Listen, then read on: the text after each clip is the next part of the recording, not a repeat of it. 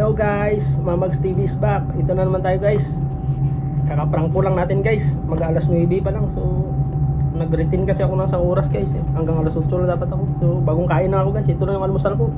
Isang apple, tapos dalawang itlog kanina nakain ko na. Tapos Milo yan guys. Milo na, ubos na kasi gatas ko. Milo na lang inom ko ngayon. Yan tayo guys. Ano tayo muna sa rice guys. Pag bakbakan yung trabaho, yun kain tayo ng kanin. Pero pag medyo paisisi lang yung trabaho, prutas-prutas na muna tayo.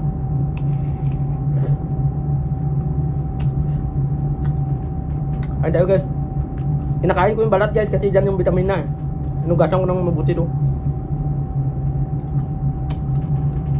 So guys, yung content ko ngayon guys tungkol sa buhay dati ba. Yung mga pera dati guys, may 5 piso pa tayo dati na papel ba?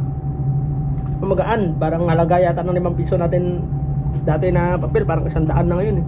Kasi ngayon, yung nagsisimula yung papel natin ngayon na pera sa, wala na yatang papel na 20. 10 wala na rin. 50 lang yata at saka 100. Yung 50 nga at saka 100, gagawin pa yata yan na barya eh. So mabigat na sa bulsa guys.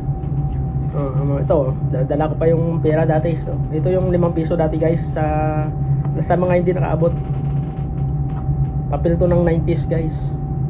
Yung presidente dito guys si Corazon Aquino pa guys. Ito yung pera dati oh. Hanggang ngayon nasa akin pa. Kung sang bansa na to nakarating. May pagsabayan na to sa mga pera ng iba. So tayo guys, yung papel natin ngayon nagsisimula na sa 50 to 100 pataas. Wala na tayong katulad sa ibang bansa na ito. Meron pa sila sa China, meron pa silang 20. Meron pa silang 10 yuan sa China. Kasi normally sa Amerika, siyempre malaki man palitan, mother ano yan. Ito. Meron siyang dollar sila sa isang may uno sa Amerika. So sa Singapore mayroon silang 2. May piso pa nga sa Kuwait to. Sa Kuwait.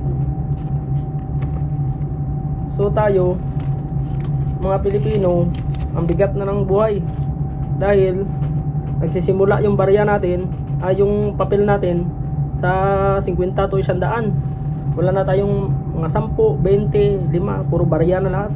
So ang bigat na dalhin ba? Kasing bigat na ng bigas dyan. Pataas na pataas yung palitan ng dolyar. Although pabor sa aming mga OFW, mga Marino, pero dyan sa Pilipinas pabigat na pabigat dyan. Kasi dyan mo rin gagastusin yung pera mo, pamilya mo nandyan din.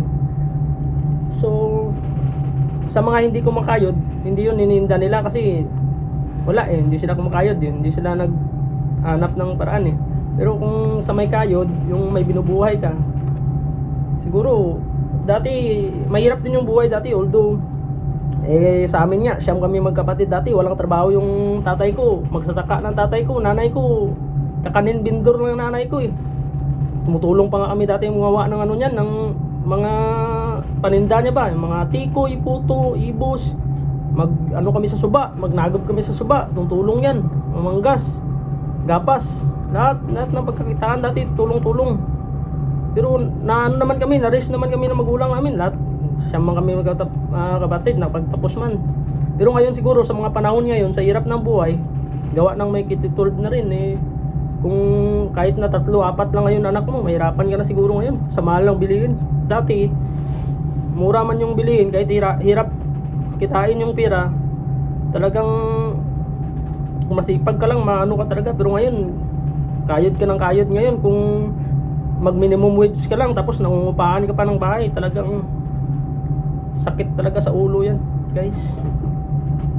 So dati yung 90s mapalad kami, nung mapalad ako dahil naabutan ko yung 90s ba, masaya pa dati, may ganito pa dati ako, tungtuwa ka na yan. Hanggang gabi ka na yan umuwi sa bahay mo pag ganito, kasi gala ka ng gala nito pag may ganito ka dati. Taxi, pusoy, tungit, ang dami na ditong mapuntahan dati, 5 piso. Kasi pamasahe dati sa tricycle 6 pesos lang yan. Abutan ko yan estudyante ako high school. Ngayon wala na. So magaan dati guys noong 90s. chillax. Yun lang kayo mga contents ko ngayon. Na-treasure ko pa yung pera dati, oh.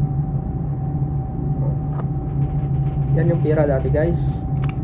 Yan yung kwentong 5 piso ko. Papel. Bagong bago pa yan, no? Ano ako mag-alaga ng mga pera. Thanks, Mama Steve.